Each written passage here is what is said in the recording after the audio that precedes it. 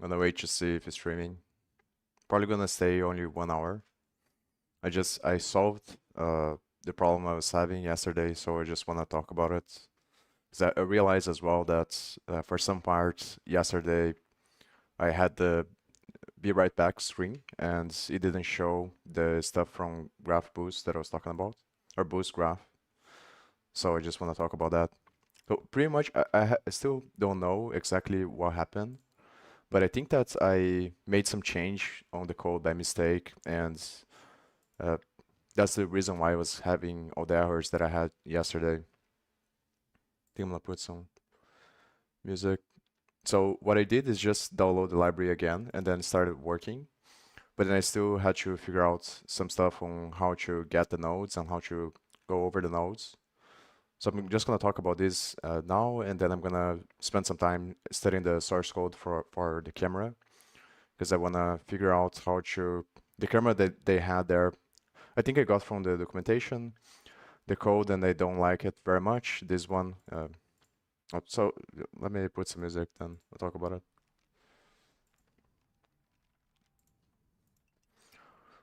So one thing that was kind of I got this from ChatGPT, but then it was int here and it doesn't work. Maybe let me talk about from the beginning again. So the way that this I got from an example, I don't remember where, but it is on another file here, and I just copied to this one. That's pretty much how you declare the graph when you're using Boost. The thing that was confusing to me is the templates here. So depending on which kind of thing you put inside of this, whatever the name of this thing here is going to be replaced throughout the class. And there's some default parameters that they put. So if you don't specify, for example, the vertex data and the edge data, which are these structs here, then the graph is not going to have any properties. But if you do specify them, then it attaches the whatever data or whatever format you put here is going to attach that to each node and each edge on the graph. So the version that I'm using is just the adjacency list. And there are several different types of graphs that you can do with Boost. You just call Boost, and then you access the class with the 2 dots here. So it is kind of confusing because I think an easy way to think about it is just that it's going to replace whatever name they put here with whatever name you initialize the graph with here. So it's just like taking the thing that is on the template and replacing with whatever type you put there. It is kind of confusing. So these are the ones that they put as defaults. So the first argument is this one, and then the default is going to be this one. Then this one is to see if the graph is going to be directed or not, and these ones are for the properties.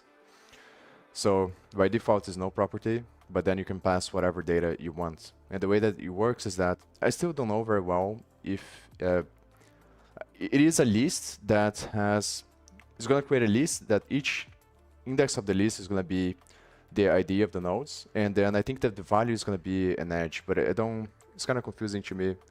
Still, they have something on the documentation here that they explain. So at this part here, so that's pretty much what you're doing. And then I think that the code automatically creates a property map, which is just a map. Like it's, if you know Python or JavaScript, it's just going to be an object on Python or JavaScript that the key is going to be the ID of the node or edge, and the value is going to be whatever data you put when you initialize the graph, which in my case would be this vertex data and edge data. So yeah, I think that's the easiest way to think about it. Like the initialization creates a list of IDs of the nodes and connects that with the neighbors, which are the values here, I think. So for example, it would be node A, and then here it doesn't have any neighbors, and node B, it has C and F as neighbors. And then it creates another data structure, which is the property map, which is going to keep track of whatever additional data you want to attach to each ID. And that makes it so that it's very efficient. And the most confusing part so far is understanding the templates and the types. Because there's a bunch, because they have to make the library work for any use case or for the most amount of use cases. I think the name that they give this is generic programming. you do everything pretty much with templates because you don't want to force, you don't want to have to specify a single type for each thing because you don't know what the graph is going to be used for. So you use a template, which is just a placeholder that's going to allow people to put any data they want inside of the class. But the thing that is not very clear to me is like what exactly is the, because I know that the IDs are integers, but I don't understand how it maps the neighbors here still. Presents the outer two-dimensional container, the out edge list template parameter controls what kind of container is used to represent the edge list. The choices for out edge list and vertex list will determine the space complexity of the. So I guess like there is a default, which is going to be the data structure that they use as default to represent the edges, which are the neighbors here, I think. And you can override that depending on the way you initialize. But this way, from the example, he's using this vac s, which is probably a data structure that they have, or they recommend. By default, it's going to be this thing here. So I guess you have to specify because the order matters. So if you don't specify, then it's just going to be on the wrong place, the template. So I think that's the reason why they specify here. But let me see. Because I want to understand exactly what is the... But I'll probably look into this later as well. Just going to read this and then I'll explain the rest. So the choices for determine the space complexity, determine the possible choices and trade-offs are discussed in section. Yeah, this one. Hey man, what's up? I'm gonna close this.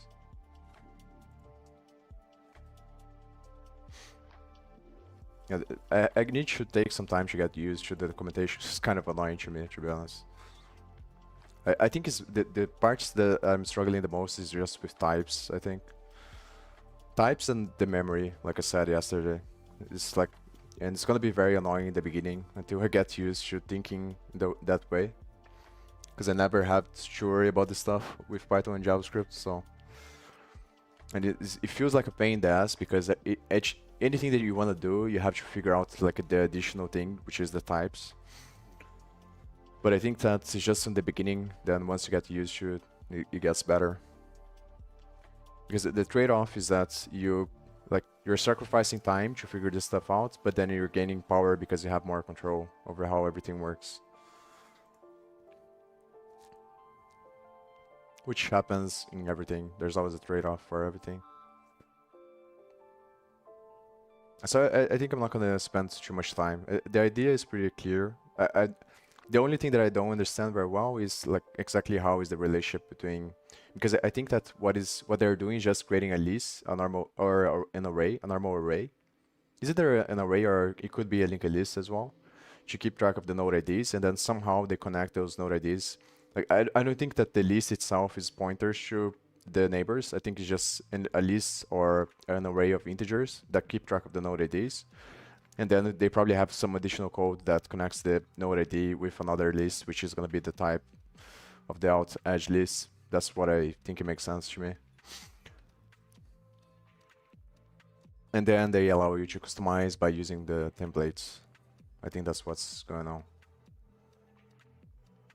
Yeah, but anyway, then you specify, use typedef to replace so you don't have to write this stuff all the time. So I can write just the name of the, like it's a custom type, and then I create this function. Then here, this code was working yesterday. The problem was something happening. I don't know what happened, but I probably changed the source code by mistake, and then it's getting all these errors, and I just downloaded again the library. The way that I'm doing to import the library, which is another annoying thing, is that based on the documentation, they tell you to just download the source code and then run a batch script that the Boost library has on the source code. And then after you run that, you have to run an additional program, which is B2, I think, that sets everything up for you.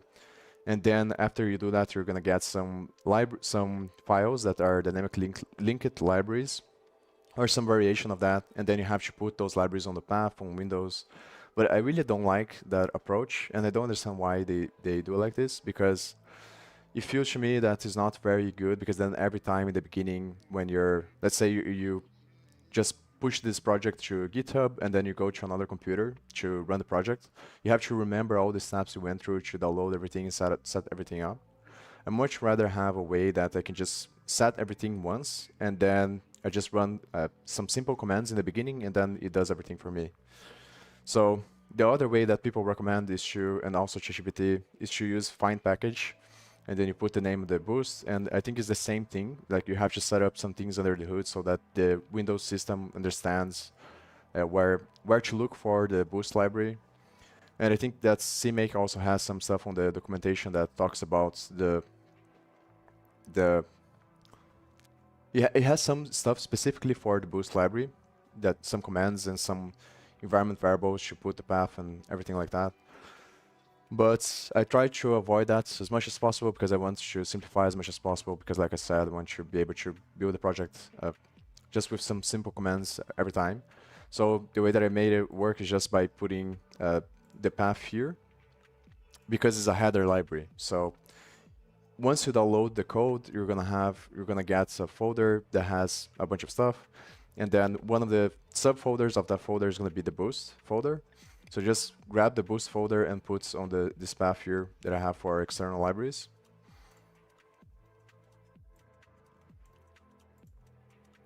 Which is this one, and then I had to create another folder called boost. So this is the folder, this one, that comes with when you download. It's going to be a subfolder on the main folder of the source code. Then you just transfer that, you create another folder here called boost, and then you transfer the other boost folder to this one. And the reason why you have to do like this is because all the paths defined on the library start with boost as the relative path. And whatever path you put here is going to consider that as the parent path. So whatever path you have here, the way you import is going to be from that path to whatever is the relative path of the library. So because I'm including from the external boost, it's going to be external, then boost, and then this is going to be considered the parent path when you have to specify when you're going to import or include. And then all the other code that the graph library depends on is going to have this path here. So it's going to start from the boost root. So that's the reason why I put 2 folders here with the same name. But apparently this works for now. Maybe it breaks at some point, hopefully not, but yeah, seems like it is working. So, and that's all you have to do. Then you don't have to put the other stuff here. It's just gonna consider as one of your headers. So yeah, so the way that I did here is just initialize the VD destruct with this information here, which is this stuff I'm gonna have to think about a lot more once I get the data. But the way that I'm thinking more about now is just to close the cycle. So worry about making the physics engine work first, and then closing the feedback loop that I need to have. And then once I have the shaders and the physics and all of that, then I can go back to this, because I'm gonna have to focus on another project to figure out how I'm gonna extract all the data, then get that data and put on here to create the graph. So I think I'm just gonna leave it like this for now. So here, I'm not 100% sure, because some examples, they don't do it like this. They just initialize the graph without using the new keyword. But I think I'm gonna leave like this for now. But I think I'm not really sure if it's necessary or not. The reason why I'm using the new is so that I put the stuff on the heap, because after the function is called, it's gonna go out of the stack and then the memory is gonna be lost. So here I'm creating a pointer to the heap that is this graph here. Then I create the vertex data, and then I update the position with some random points here. And then I have to use the star again to get the actual value, because if you don't, then it complains about the type, because then you're passing the address, not the actual value. So if you're gonna do like this, you have to destructure every time you're gonna call some functions from the boost. And then here, it works just by passing the integer here. So I'm not accessing the nodes themselves here, just passing the integer to connect them, because each ID of the nodes on the graph is gonna be an integer. So every time you add like this, it just associates the node ID with an integer inside of the graph. So you can add the edges based on the integers instead of the node itself. And this is the part that is kind of confusing and I don't like very much, because then like it's kind of hard to think about the process of getting the data and how that's like how we're going to make sure that the data from the graph is synchronized with the data that you built outside to have the connections of the edges.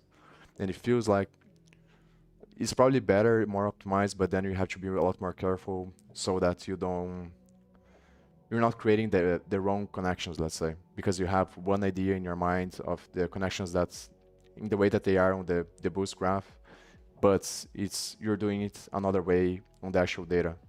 So just like based on the node IDs.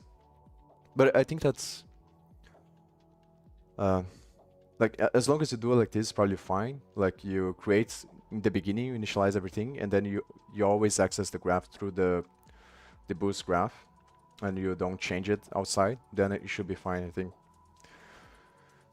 So yeah, this creates the graph, and I'm calling this function here. So it's gonna return a pointer to the heap that has the graph with the nodes and edges. And then one of the things that was confusing was this stuff here. So this is it's a function from the boost graph library that allows you to get an attribute from the graph, from the nodes, the vertices. So you pass whatever attribute you want, and then you pass the graph. So again, the referencing to pass the value. And then it's going to return a list with all the properties from the nodes. So I did this just to see if it's going to work. Then I was looking to a bunch of examples on how to iterate, because I wanted to iterate over all the nodes and get the position and then pass the position to the function that is going to draw the stuff with Raylib. So I wasn't sure how to do that. And then I figured out that the way the type here is, I was getting a mistake because ChatGPT puts the type like this.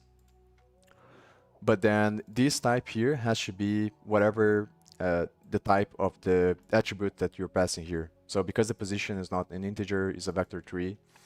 If you specify like this, then it works.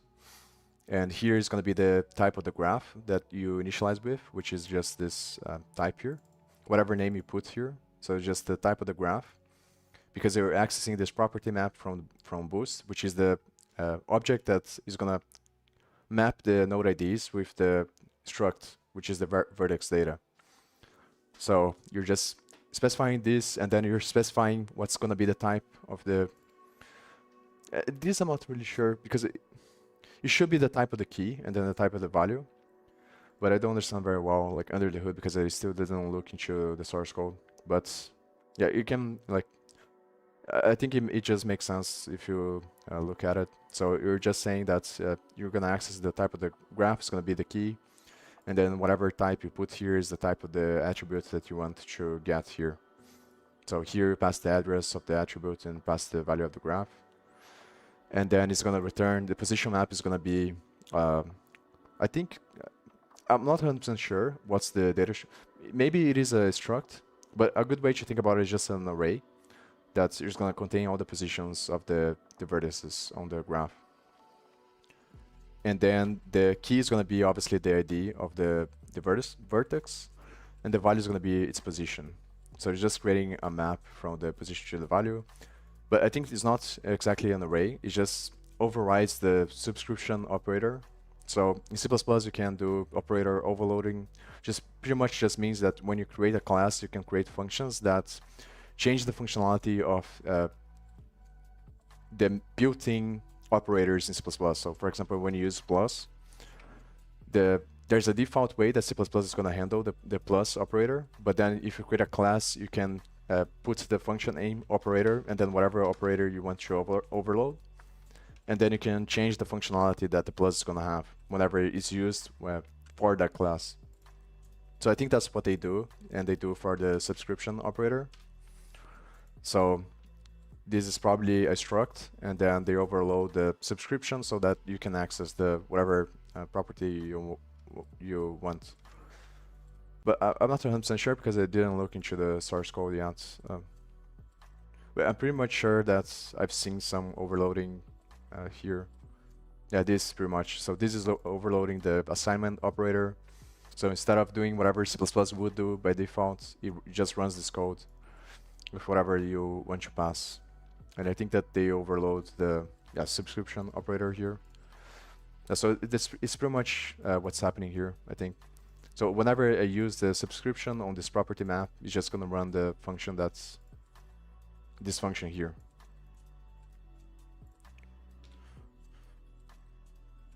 But I'm not gonna look into this. So I'm pretty much creating this position, and then you can call this other function that is from boost, and this is gonna get a good way to think about it is just an array again with the edges, and then this way here is just an optimized way to iterate over the edges. So it creates this iter with the first from this thing here. And then it pretty much just loops over all of the edges, and then you can use the source and target, and then pass the iter and the graph to get the integer that is going to represent. I think it's size t, it's not integer, but it's pretty much the same way to think about it.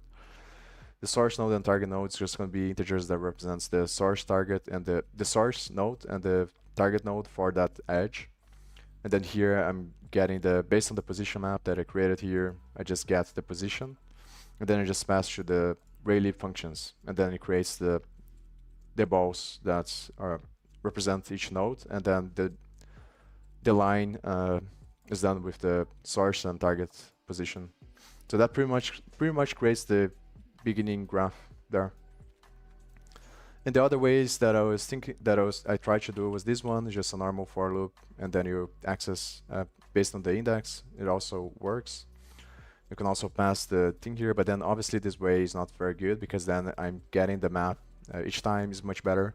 This is the reason why I did it this way here. I was searching for how to do it this way. The reason why I did it like this is because of the type of this function here that I didn't know how to solve in the beginning. But then obviously it's better if you just create this once and then you just use the subscript to access inside of the loop. And then the other way to do it is with this thing here that I got from Stack Overflow. So this is another function that allows you to get all the vertices of the graph. And then you use this function to turn that into an iterator, and then this is going to become the ID of each node. And the example he was using like this, but for some reason now, I think that it was probably an old example. So now it doesn't work. It just complains that the thing doesn't have the property when you try to subscript the graph itself to get the value. So I think that maybe this would work if I change the code when I'm creating the graph to make because there is an example, I think one of these examples here that I got from the other guy here. Yeah, here. So I think if I did it like this, if I initialize the graph like this, then maybe it works. So just use the subscription operator to make to map the ID with whatever you put here, but I think it's probably not the best. The final way that I found, I think, is the best. So I think that's pretty much it. So those are the 3 ways, but I think I'm gonna stick with this one if I can. Maybe if something happens and I have to change, but and it seems to be working now. So what I want to do now is just go over the source code for the camera on Raylib and try to. I already spent a bunch of time some other day looking into the reason why it wasn't working. I think 2 streams ago is not because the code wasn't working, it's just because the position of the nodes were off the screen, so it looked like they weren't not being drawn, but they were. So the problem with this camera is that it's just gonna follow whatever the mouse is at. It just changes the thing. The good thing is that it has the zoom in and zoom out by default, but it's also true it doesn't zoom in enough. So that's the thing that I wanna see now. I wanna get to the point where I had the same stuff on 3GS where it's just panning. It allows me to pan and to zoom in and zoom out. And I want to see how can I control that. Then once I got to the point, then I think I'm gonna start thinking about how to make the shaders work. So the way that I think it's gonna work is that instead of calling these functions here, I'm gonna initialize some shaders. And I'm just gonna try to translate the code from 3JS to the source code of the shaders and maybe create some classes. So I'm using the same geometries and meshes that I was using in 3JS, but with the shader class here. Then probably all we have to do is just initialize all the shaders outside here. And then here inside you do this stuff here, begin shader mode, and then you probably call some function to pass the position to the shader, and then it updates it draws the shaders draw everything. So the way that it works is that you have the pipeline, which is just going to be the vertex shader, then it's going to do rasterization, which is, I don't remember exactly. I know that is the process of drawing the points on with the GPU on the screen, but I don't know I don't remember can't explain the details very well. But then after it does that, it uses the fragment shader to put all the colors, and then there's a bunch of calculations based on the lighting that you need to use ray tracer, which is pretty much just shooting rays into the screen and seeing where it hits. And then based on those calculations, it just draws everything in the end. So the thing that is kind of confusing is there's a couple of things. One is the camera. So I think that the way that a camera works is just going to be a projection, which is just like it's not really a triangle, but it's like, you can imagine that you have a square close to you and then a square that is bigger outside. So it creates that kind of like a projector on the cinema. It's pretty much the same pattern. So the way that the lights work is just calculations of the positions of each thing. And that's the thing that is kind of confusing to me, because like it's hard, because you only have the 2D screen, it's hard to imagine how the calculations are being done to create the illusion of the distance. It's kind of confusing, but pretty much the way that it's happening is just doing matrix calculations based on the X, Y, Z directions. So each thing is gonna have X, Y, Z's that are based on the matrix you have. And then based on those calculations, so you can imagine you have two different points, then from the distance between the points you get the vectors, and based on the vectors you create a calculation of what color each pixel is going to be and what's going to be the value for each pixel. And that's going to allow the GPU to draw a bunch of triangles that are going to create the illusion of the 3D, that are also going to have the color based on the fragments, which is just the calculation of the gradient of the colors of the triangles, the pixels also, based on the ray tracing. And there's another method that uses Monte Carlo, which is probabilistic density. It's kind of more complicated. You just shoot a bunch of ray tracers, I think.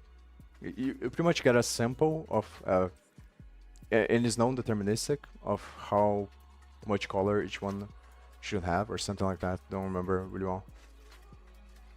So the thing that is kind of confusing to me is, but I think I kind of understand, but to create the link between this math and what's actually happening on the library itself, that's the part that is not very...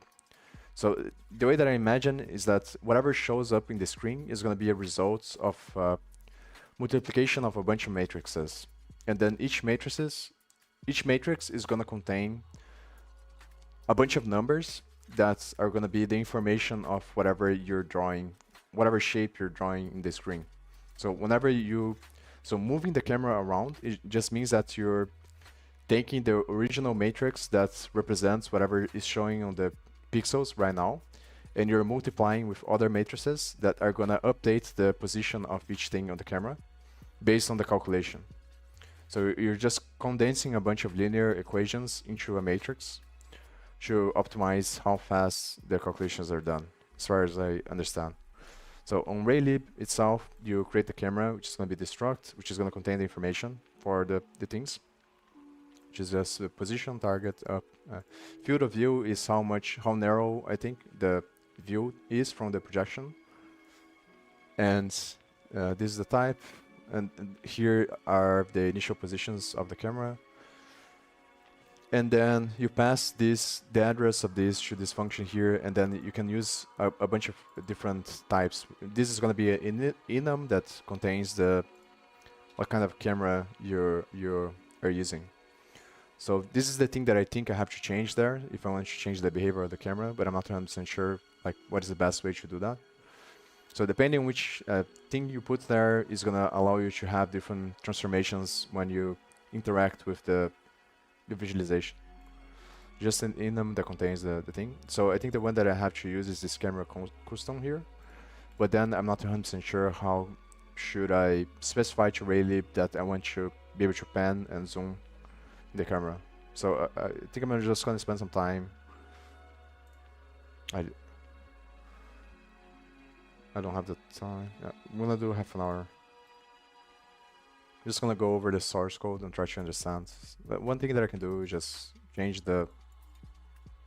I think here to see... I think I already did this sometime.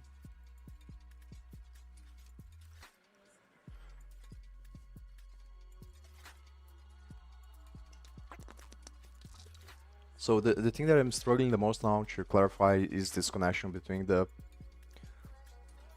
actual math and the libraries, because it is one of the libraries from Raylib that I think that's creates a bunch of functions that are going to be the standard. So it's just going to encode the normal operations you do on all the matrices and create classes, and that's the API pretty much from the library.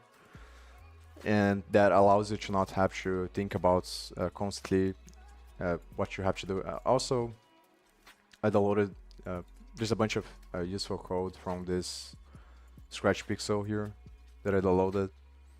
And then here they have a lot of examples on how the calculations are actually done on the... Yeah, so it's just a class that is going to be vector 3. Then there's other classes for matrices, a matrix 4. And that's pretty much what all that's it's happening, just a bunch of matrices operations. Then the matrix, the numbers of the matrix are going to define the graphics pipeline. That's going to define the positions of each thing, and then how each thing is going to be colored.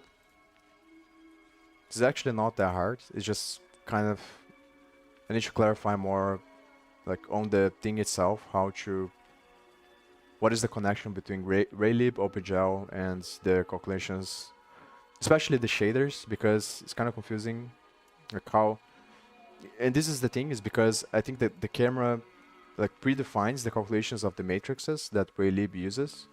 So the question is like, what is the connection between the way you code the shader, the vertex and fragment shader, and the way that Raylib is going to use that to draw everything. So I think that's what I have to clarify now.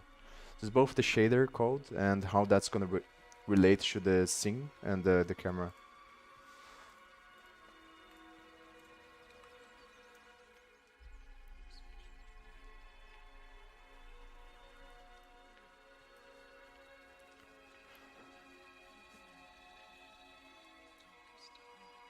It uses this library here.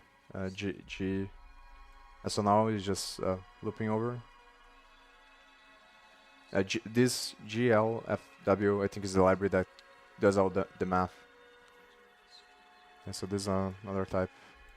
And now I can't do anything, just going over and try another one. In third person. So what I want to achieve is to probably use the custom camera and then figure out how I can pan and zoom and change the degree that I can pan and zoom. And I remember like this function is going to have some control flow that is going to decide based on the type what functions it calls. So I assume that there are some functions from Raylib that are going to allow you to determine how much you're going to zoom and how much all the other stuff is going to be done. And it's just based on matrices calculations. So these functions here. I think some of these functions are probably from that library there, GLFW, and that library is going to communicate with OpenGL, I think, to do everything.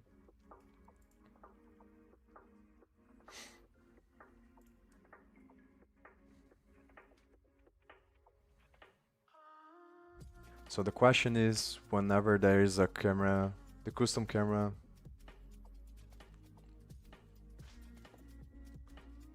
like how does that work? Can I pass my codes to determine what's gonna happen? Let me say this first. But I think, to be honest, I'm probably gonna look more into the shaders first because I'm more curious about that first. Maybe it's better to. And now it's just rotating. Maybe it's better to try to figure this out first.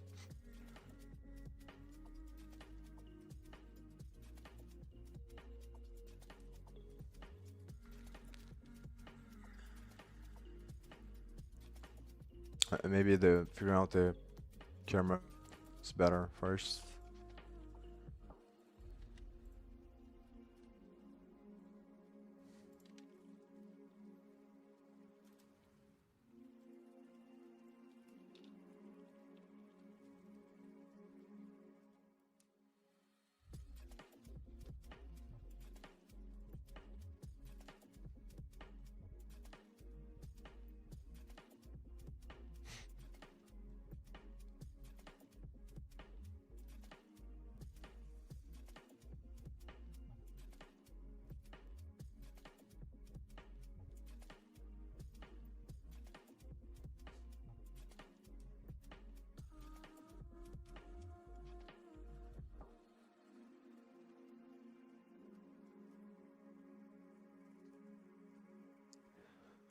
Yeah, so here, pretty self-explanatory, I think. Just based on whatever you pass here, you're just gonna be true or false, and it's gonna be to control the logic of whatever calculations it does here, I think. So if it's not orbital, it's just gonna go over this stuff here.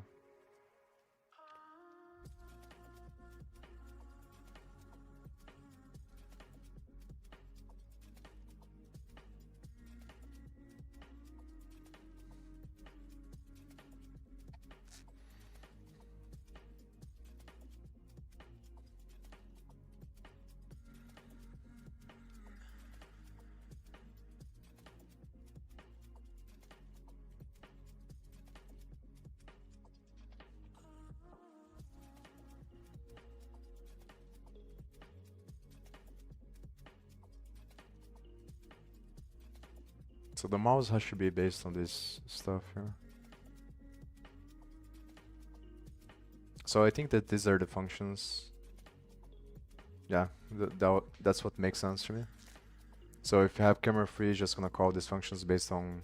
So if I don't want the mouse to move, I just put camera custom and then I don't put this stuff, and then I have to associate. So I think for the panning, I'm gonna have to do some calculation to. It's gonna be the same thing that I did on the front end, but then I'm gonna have to see how to handle the events. There's probably a function as mouse button down, this one.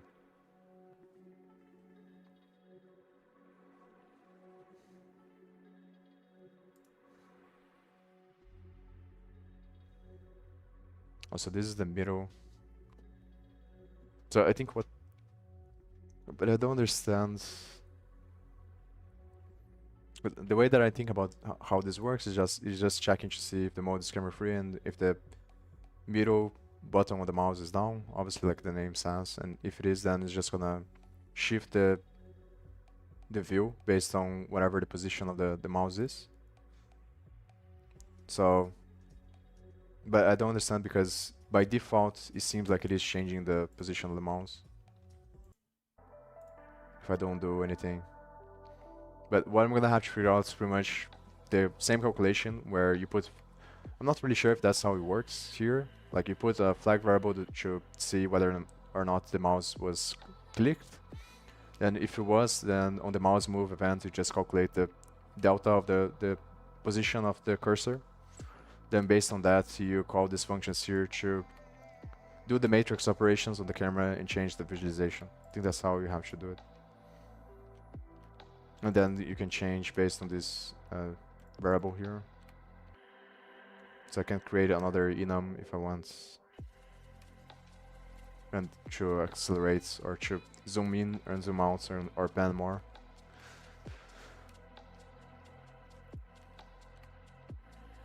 I want to understand what does it mean to put. So I think I'm gonna have to do this camera custom, and then I'm gonna have to create some functions.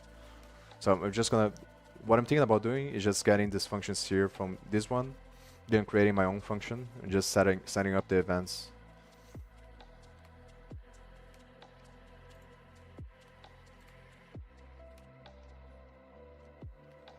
Maybe I can change the source code as well, but I don't think that's very good.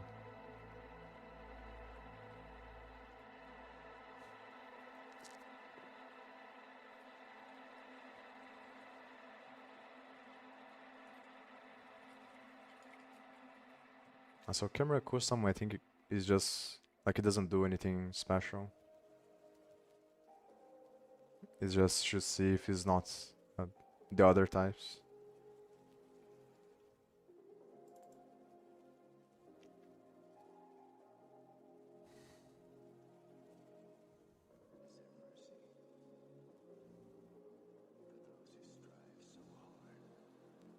There isn't anything here.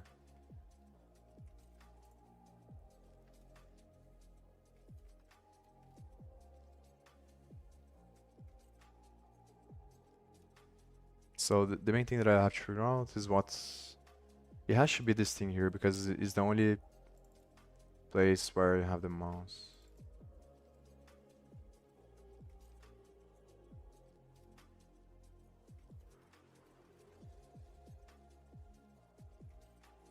So maybe it's going through this one.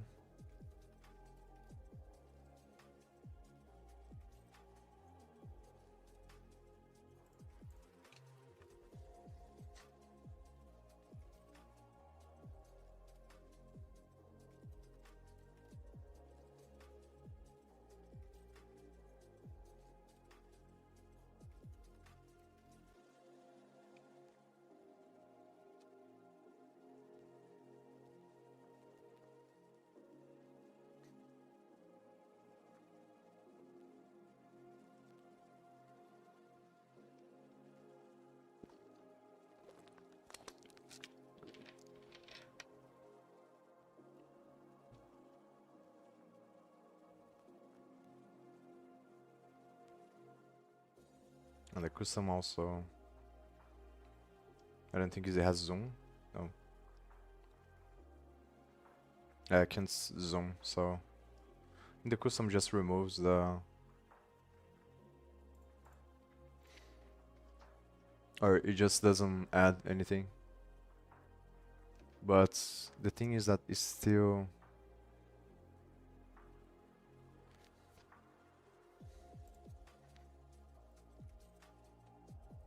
I think that the third person didn't move the camera, so I can just put that, and probably the way to do it is just to choose whatever one doesn't move the camera when I move the mouse, and then I just grab or test some of these functions here to just copy the code and then put my own code there and see which ones are moving based on the mouse. I think I'm probably gonna look at the documentation as well to see how to check if the mouse, yeah, if the left click, if the left button of the mouse is down.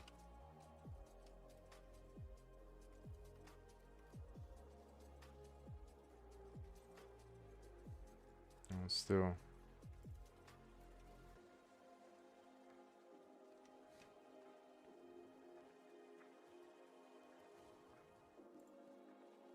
I think it's this one that doesn't do anything.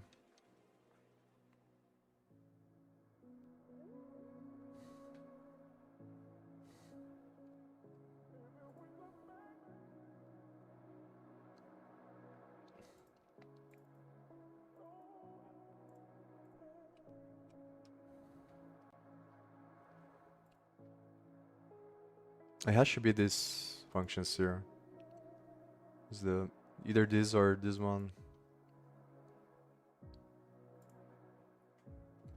And I think I can just copy this code here.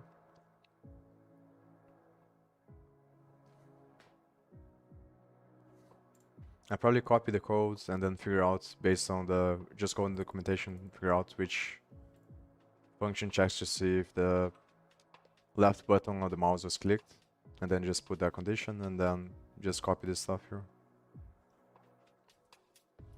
And then for the zooms, it's probably the same thing, just change the values there. And this one is still orbiting. So maybe I don't need to put, yeah, like I don't have to put the function there.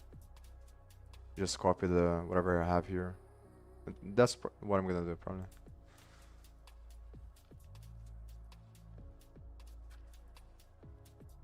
On mouse support.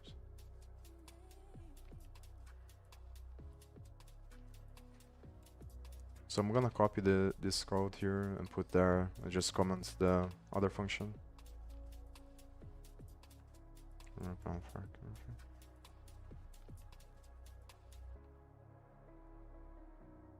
I wanna see if I can find the one from, it's probably this one, zoom, yeah.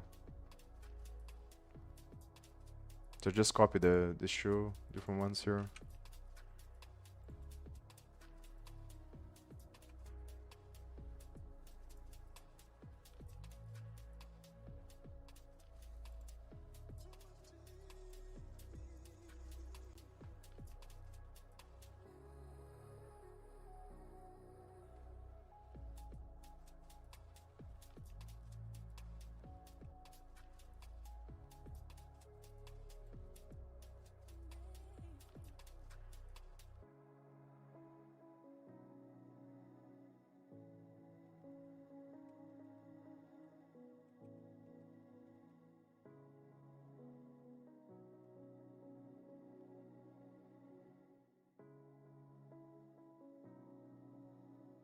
Maybe, I think it's just because I wasn't pressing any key, so I think it's just this function here that does the zoom. We're just gonna multiply by 10. Not sure why it is warning. Maybe it's because of some because of the header, but I'm not really sure. The mouse wheel movement for X and Y.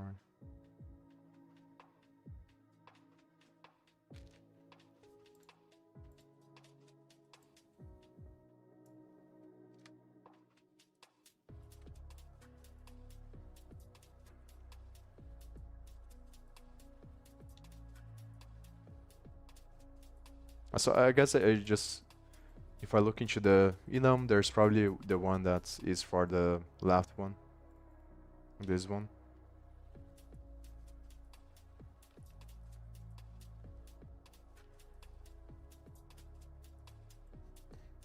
I think the hardest parts left for this part is gonna be the shaders and the physics engine. And once I figure that out, I still have to figure everything out on the logic side. I think that's gonna be the hardest because I'm gonna have to redo. I'm thinking about doing another project and then just getting or just removing everything that I'm not gonna use because this one is just to learn a little bit more. So on the other one, I'm probably gonna.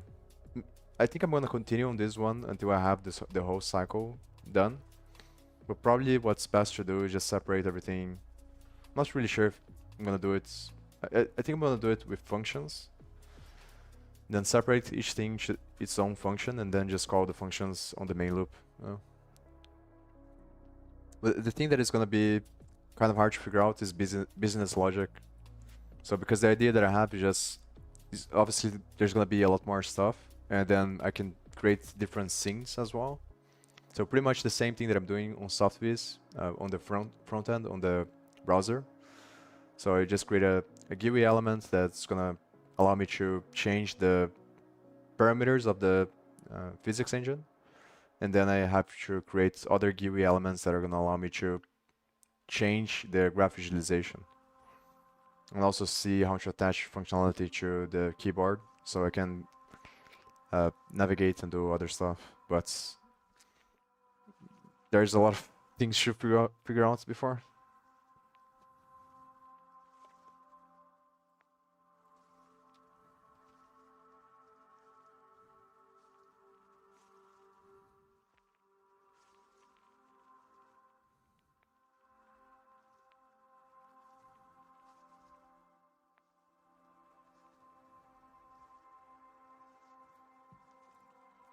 think it's the left one. Left.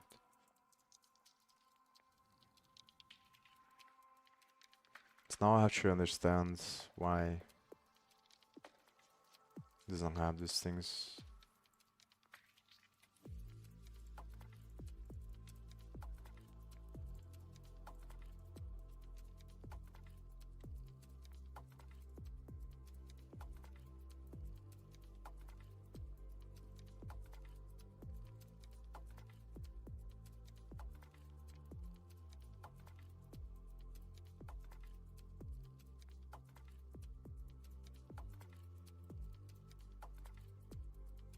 I'm gonna try to compile, see if it works.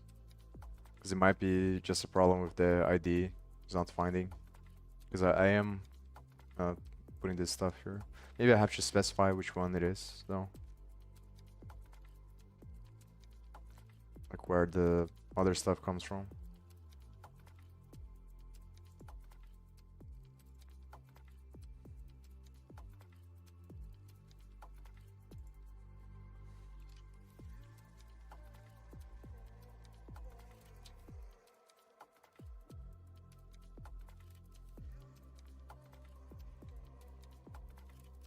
I'll try to compile first and then I see.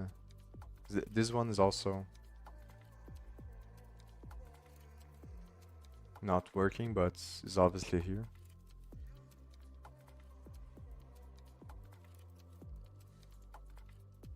So I want to see what this is going to return. So I don't know if I should multiply by an integer or a float. It's probably going to be a float, so I'll put floats there. Yeah, floats.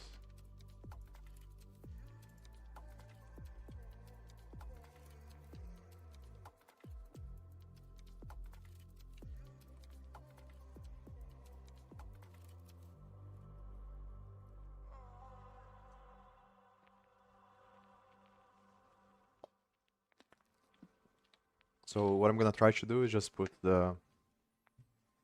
I don't understand why it works on this file though, and it doesn't work on the other one.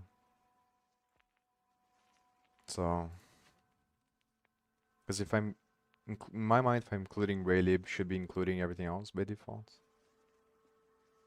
Raylib source.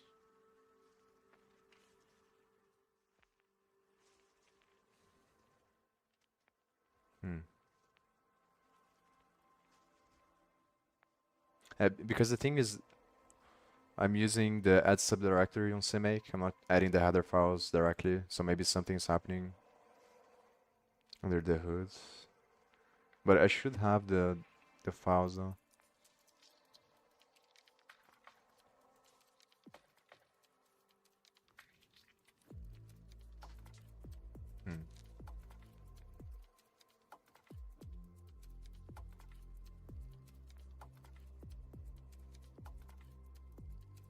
I think I'm gonna stop here, to be honest. I probably gonna so I wanna look into the shaders and other stuff. Just stream today more to explain that how I made it happen, and I wanna finish the shader stuff, the videos here on this playlist. Then I wanna finish the book as well. So probably once I finish these two things, then I'm gonna go back. I think I'm gonna figure this out with ChatGPT, or just spending some time thinking about this. And it's probably gonna it doesn't sound like it's gonna be too hard.